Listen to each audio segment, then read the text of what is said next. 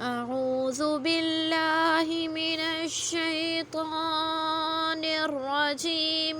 بسم الله الرحمن الرحيم.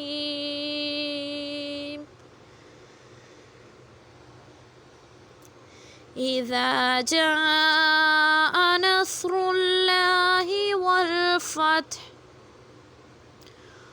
ورأيت الناس يدخلون في دين الله أفواجا فسبح بحمد ربك واستغفره